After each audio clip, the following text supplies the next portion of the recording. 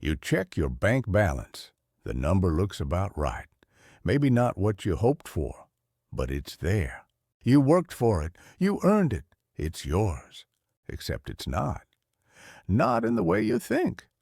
Because while you were sleeping last night, someone made a decision that shaved off a tiny piece of your purchasing power. And the night before that, and every night for the past decade, you didn't notice. You weren't supposed to. This isn't about some conspiracy. It's about something far more elegant. A system so normalized, so embedded in the global economy, that questioning it feels almost naive. But here's the thing. The money in your account today is not the same money it was 5 years ago. Same number, different value. And the gap between those two realities, that's where you're being cheated. Let me show you how. In 2020, the world stopped. Borders closed, markets crashed, governments panicked. And in that panic, they did something that sounds reasonable on the surface. They printed money, a lot of it. The United States alone created about 40% of all the dollars that have ever existed in 1 year. Not over decades, not slowly, in 12 months.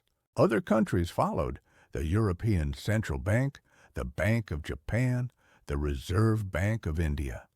Everyone hit print. The logic was simple. People need money to survive. Businesses need money to stay alive. Economies need money to keep moving. And it worked. Kind of.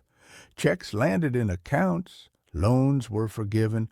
Markets bounced back faster than anyone expected. By 2021, stock indexes were hitting all-time highs. Cryptocurrencies exploded. Housing prices went vertical. Everything looked like it was recovering. But there was a cost, one that didn't show up immediately. Because when you flood the system with new money, you don't just create wealth. You dilute the value of every dollar that already existed. Think of it like a pizza. If you and 3 friends are sharing one pizza, you each get a quarter. But if 2 more people show up and you don't make more pizza, everyone's slice gets smaller. You're still holding a slice. It just doesn't fill you up the same way. That's inflation, not the complicated textbook version, the actual lived experience. Your money buys less, even though the number in your account hasn't changed. And here's the part they don't say out loud. This isn't an accident. It's a feature, not a bug. Governments and central banks have a target. In most developed countries, it's around 2% inflation per year. 2% might sound harmless. Barely noticeable, right? Let's do the math. If you saved $10,000 in the year 2000 and did nothing with it, just kept it under your mattress or in a zero-interest account, that money today is worth about $6,500 in actual purchasing power. You lost 35%. You didn't spend it. You didn't gamble it away. You just held on to it, and it rotted. Now, imagine you're not trying to save $10,000. Imagine you're trying to build a life, buy a house, retire, send your kids to college. Every single year, the value of your savings erodes a little more. Meanwhile, the price of the things you actually need, housing, healthcare, education, those are rising faster than 2%. Way faster. In the United States, average home prices have increased by over 200% since the year 2000. College tuition up by 150%. Healthcare costs don't even start. But your salary, if you're lucky, it's kept pace with official inflation, which means, in real terms, you're running on a treadmill that's slowly speeding up while your stride stays the same. You're working harder to stay in the same place and falling behind without realizing it. This is the quiet theft. Not dramatic, not illegal, just constant. Now here's where it gets darker. Inflation doesn't affect everyone equally. It's not some neutral force that touches all income levels the same way. It's regressive. It hurts the people with the least the most. If you're wealthy, you don't keep your money in cash. You put it in assets, real estate, stocks, commodities, things that rise with inflation or even outpace it. When the money supply expands, asset prices go up. Your net worth grows. You're not just protected, you're profiting. But if you're middle class or lower income, you don't have assets. You have a paycheck. Maybe a small savings account, you're holding cash or close to it, and cash is exactly what loses value when the printing presses run. So inflation becomes a transfer from the bottom to the top, from people who live paycheck to people who own things that appreciate. And here's the irony. The policies meant to help during a crisis, stimulus checks, low interest rates, quantitative easing, they create the conditions for this transfer to accelerate. You got a $1 or $200 check in 2020. Someone else's stock portfolio went up by 40%. Guess who came out ahead? Let's talk about debt, because this is where the whole system reveals its true shape. Governments love inflation, quietly, secretly, because inflation makes debt cheaper. If you borrow $1 million today and inflation runs at 4% a year for a decade, the real value of that debt shrinks. You still owe $1 million nominal terms, but in actual purchasing power, it's worth way less. You're paying back with weaker money than you borrowed. Now zoom out.